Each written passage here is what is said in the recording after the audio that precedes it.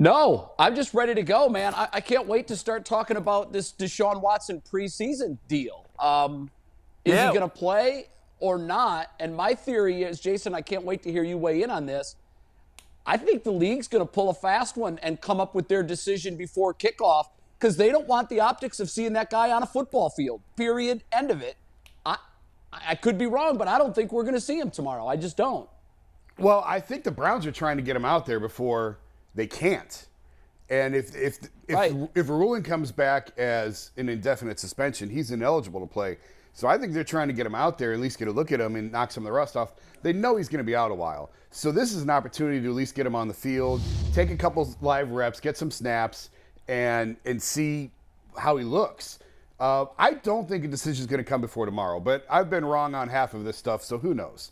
But I think, I think Peter Harvey, I think we all know how this is going to go.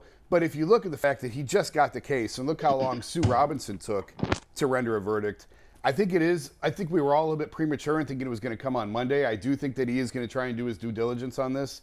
So it may be after the weekend. I hear what everybody's saying about the NFL doesn't want to see him on the field. I get that. But I think Peter Harvey's working on his own timeline here, much like Sue Robinson was. And I just think this is an opportunity. I'm not terribly surprised that he's playing. I've kind of had that conversation with Zach Jackson for weeks of, hey, listen, throw him out there week one, against Jacksonville. It reduces the injury risk because he's not going to play for a while and see what you've got. Mike, do you think that by taking his time with this decision and maybe making the expedited process extended, it takes any of the pressure off Harvey to do exactly what Goodell wants and maybe builds a little more of a buffer between the guy who was hired to make this decision and the guy who we all know is really pulling the strings behind the scenes? I think that's pretty transparent regardless. I also wouldn't be surprised if we heard something before this game because, as you said, I don't think the NFL wants that story in the news any more than it already is dominating it 24 hours a day. I also wonder if they are looking at this as like they're not looking great if they don't give us this decision and then give us that decision a couple of days later, because it's sort of like, not that the Browns deserve all the accommodation in the world based on this decision or anything, but it does put the Browns in a really lousy situation and a bunch of Browns players who had nothing to do with this in a really lousy situation as far as prepping for a season. This is one guy, and you've got to think, I feel like you owe it to the Browns to give them this decision prior to their first preseason game before they can make any decisions about how to move forward with their team. You've got to know who to give those reps to. You got to know whether or not he's even going to legally be able to give those or take those early reps. And I think that's why, in order to try and save some face, I wouldn't be surprised if we heard this decision before that game. But here's what I think's getting overlooked.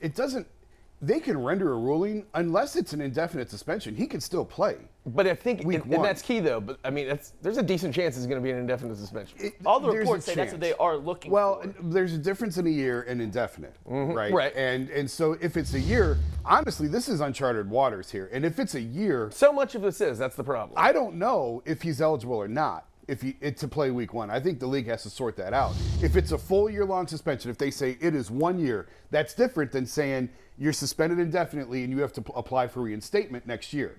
Brings up my follow-up. I'm sorry, and you can answer this too, Jay. I've been wondering this like crazy. I still want to know about what the difference is between the indefinite suspension and a year-long suspension as far as his eligibility for the Browns for that fifth year. And I don't know that we have an answer. Oh, in terms of the contract? Yeah, how does that start? Because we would, in that case, you would want it to be an indefinite suspension. He has to play 6 games this year in order for the contract to count this year. Okay. That's the NFL rule. Now, they've been making things up as they go along. Right. Maybe that changes with this as well. Mm-hmm. But and if you remember back to Le'Veon Bell when he was with the Steelers, and there was a question about is he going to show up or not, and he ended up sitting that whole year when he was with the Steelers, and it was the 6-game rule. You have to be on the active roster for 6 games. Right. So anything less than 6 games, and the contract does not count this year, and it rolls over into next year. Okay. I believe is where we're at with that. And I wonder how that's going to affect their decision. Is it an extra form of punishment to actually make the sentence just light enough this year so this contract counts as a contract year? Right. You know what I mean? Like they have to take that into consideration as well. Jay, do you think the NFL owes the Browns a decision before Friday's preseason opener? Do they? Yes. Will they Will they comply with that just because that there is the optics of an obligation? No. I said yesterday that I feel that there is now a measure of punishment that is directly aimed at the Browns. I mean, obviously, if Deshaun Watson is suspended, that hurts the Browns. But it's not just that they've suspended him or that they're going to. It's the way they're doing it. This uncertainty all through camp. I watched Jimmy Donovan Tuesday talk about how there has been a real deflation at camp. And Jason, I don't know if you felt that or not. This was just his opinion. He has felt like since it came out that the league was going to appeal, it feels like someone let the air out of their balloon. And so now, everybody was saying, well, this isn't a distraction. This is just, it impacts Deshaun. No, it impacts the whole team.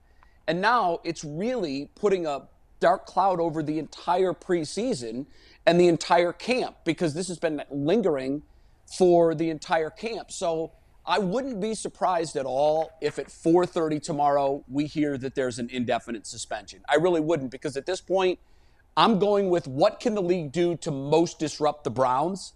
And to me, that feels like the most disruptive thing. The other thing, too, is, and Jason, I'm wondering what your thoughts are on this.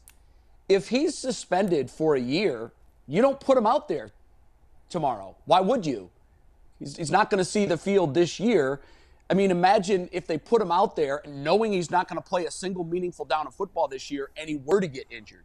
So I think if it's a year or if it's indefinite, you don't see Deshaun Watson on a football field tomorrow. And I think that's exactly what Roger Goodell and the NFL wants. And as we know, historically, this guy gets his way.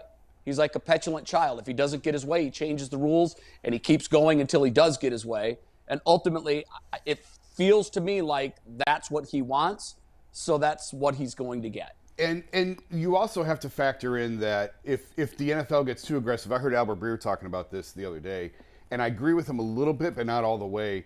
If the NFL does do what we're talking about, and it's a full year or it's indefinite, that opens the door for Deshaun to now sue the NFL and possibly file an injunction or get a restraining order that would get him on the field. And again, I don't want to pretend to be an attorney. There's disagreement even among the legal ranks over whether or not he has grounds to do that. The fact that he didn't appeal the first 6-game suspension, does that mean he's automatically out the first 6 games? These are all issues that are above my pay grade, and I just don't have enough information right now to know. But I do think that if the NFL swings really heavy, it could take this whole thing back to court again. In terms of whether or not he plays, if it's a full year, I'd still play him. Because what do you get? Okay, you're going to give those snaps to Josh Dobbs. Well, is that really going to benefit anyone in the long term? Because if anything, you're giving Deshaun a chance to get back on the football field. He hasn't been out there for a year, and you're not playing him the whole game. You're playing him 2 series. And there is an injury risk, of course, there is. But if he gets hurt, he wasn't going to play anyway. I would still play him just to give him a little bit of a boost, I think. To your point, I wasn't there the day that I wasn't at camp when the ruling came down. I was on vacation or sick, but I was told by people who were there that was the first time Deshaun really looked deflated, was when he found out that the NFL, he was signing autographs. Somebody walked over and told him the NFL was appealing, and that was the first time he really looked sort of deflated or shook throughout this whole process. The Browns thought this would be over by now. They didn't think that this would still be going on. They thought there would be clarity day one of training camp when they stepped out on the field. They knew how this is going to play out. The fact that we're now entering the middle of August and we still have no idea how this is going to go, it has to be weighing on everybody in the organization. One little weird thing that just occurred to me, if he does end up playing for a quarter or something like that, have the Browns fans been through enough? Do we need to be teased with 1 quarter of really good quarterback play at the beginning of a season before we have to watch what we're about to watch after that? No, I think they do, because if you get a glimpse of what Deshaun Watson can do, and you'll know why we're all doing this.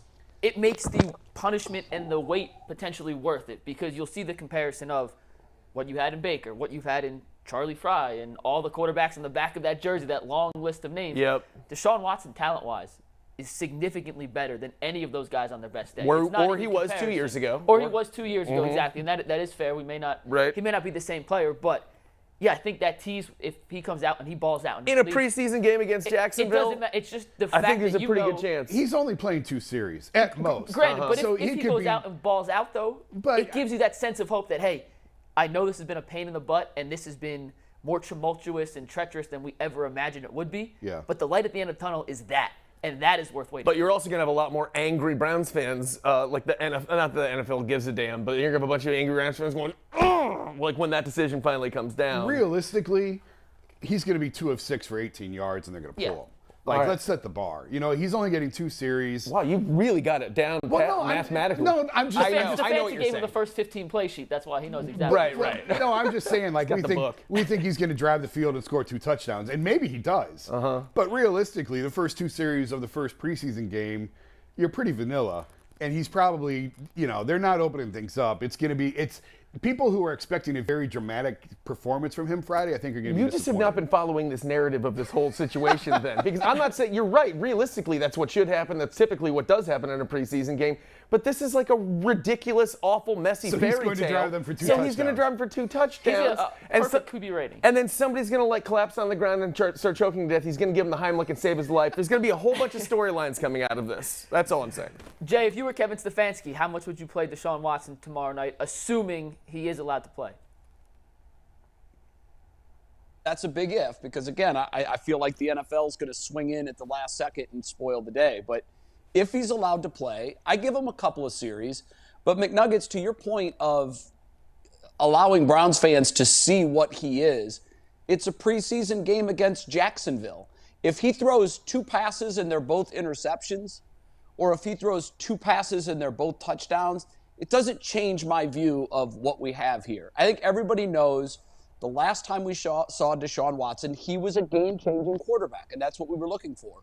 I don't need a quarter of football against Jacksonville to prove that. I just think if it does come down that it's a suspension of a year or indefinite, I would be floored if Kevin Stefanski rolls him out there under those circumstances. I hear what you're saying, Jay. I know that you want to get him, you want to get him out there, but what's the point? It's going to be another year before he takes a meaningful snap. And the way I operate in my life, I always try to justify the worst case scenario and the best case scenario. And the risk and the reward in those two, to me, it's way too risky to roll him out there knowing that there's no chance he's going to play this season. I just wouldn't do it. And with a bunch of Jacksonville Jaguars fourth stringers who are trying to make the team and make a name for themselves by taking out Deshaun Watson and get a highlight. And that's another thing. Exactly. I don't like the idea of these guys who are out there fighting for their lives, Well, I trying to believe they're make a mark playing for the themselves. starters with him, like Yeah. the starting offensive line. Oh, You're not going to put him out there behind a second or third string offensive line. Right. And again, it's the fact that he missed all of last year is part of the reason why I think they want to get him out there. He's already missed a year. And yeah, it's only a preseason game. It's only 2 series that we're talking about. But it's for his morale more than anything. Yeah. A guy who's already out a year, a guy who knows he's going to miss the second year. And I know there's a lot of people who are like, I don't care about Deshaun Watson's morale. I understand where you're coming from. The Browns have to care about his morale and where he's they at. mortgage their future for him. And so just getting him out there, getting him back on the football field, I think would be good for him. I do think you're wrong though, Jay. I think that you're right. You will take that. Whatever he does in that preseason game on Friday, I know you'll take it with a grain of salt and you'll see what it means and take it for what it means. But you're not an average Cleveland Browns fan. You analyze these things a little bit more. This is the same people who wanted to sign Baker to a long-term extension when they saw him open a beer with his mouth and chug it in a suite at a Guardians game. And they were just that same fan base is going to see him score a couple of touchdowns, and they're not going to take that with the grain of salt that you do. They're going to go and probably try to burn down Roger Goodell's house or something like that. So let's be honest about our fans. I understand that. That's a very valid point. But I just think that I hope Kevin Stefanski has a level and cool head with this thing. And Jay, there is so much credence to what you're saying about for his morale. But hopefully he's scratched that itch during training camp. By all accounts, and you know this, he's looked spectacular in training camp. He's made the throws. It looks like he hasn't missed a beat.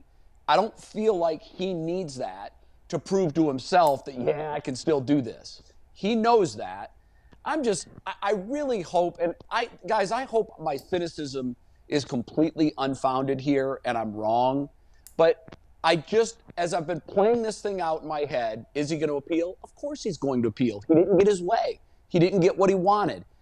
And that's why I feel like he's going to come out sometime between now and kickoff tomorrow and make sure that we don't have the optics of number 4 running onto the field and playing in a preseason football game, because I just think that's a storyline that Roger Goodell doesn't want.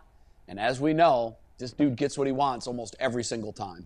One other point that we haven't discussed, and I don't know this, I'm just throwing this out here. I love your rank speculation. Let's go. How much is ownership playing into this? How much is ownership saying, hey, paying this guy $230 million, I want to see him on the field. I don't care if it's a series or 2. I want to see him on the field. Don't underestimate that. Don't underestimate that. You know? Yeah, that's a good point. Tim Couch said on Monday, too, that part of Deshaun Watson's identity is football. 100%. And he's a large part of it. And he's been out of the game for a year. And mentally, and like you said a second ago, if you don't care about his morale and his mentality, you have every right to do so. But when you take something you love away from a person for that long, even a series or 2, if it's that minute of a time on the field, could kind of change his mindset on things, could get him back in the rhythm. And even if it is that 2% difference, as Tim Couch alluded, I've never played in the NFL. Not yet. Not yet. I think my days are over. My football career was very short-lived and not effective. But if Tim Couch says even 2 series can make that little difference in Deshaun to get back to being himself, then I think it's worth it. From the Browns' perspective, the joint practices with the Eagles when Philadelphia comes in town is far more important than what's going to happen tomorrow night. Right. This is for, I believe, this is for Deshaun, and this is to kind of get him back into the rhythm of playing NFL football. If he's eligible to play in those joint practices with the Eagles when they're here, that's going to be far more crucial in terms of what they actually get out of it. Here's a weird technical question that I don't know if you've talked about. Okay, so say he is suspended indefinitely. Can Deshaun Watson next year go play for the Montreal Alouettes? Yes. He legally could. He could. He could just ignore the NFL for a year, go get some reps in with the Alouettes. But Jay, wouldn't his contract with the Browns preclude him from doing that? I would, Matt, probably. Or is that on hold? He would void it. I mean, it could, if he got hurt, it would certainly void it. I don't know what the language of the contract, but yeah, him and Johnny Manziel could go play in the. He's technically not in the NFL if he is suspended indefinitely, so he could go play there if he wanted to, right? Put that on the Chiron. Say speculation that Deshaun Watson might play for the Alouettes if he is suspended indefinitely. We'll see if maybe that gets some traction online. Before we move on to the next topic, does Deshaun Watson play tomorrow night? Yes or no? Yes. No. Jay? I'm going with no, not because of the Browns, just because of I think Peter C. Harvey's going to pull a rabbit out of a hat at 4:30 tomorrow. And I agree. And he does look like a magician, so that's really possible. That's why I went there. Yep. Yeah, that's why I went there. Yep, like a cheap children's party magician, by the way.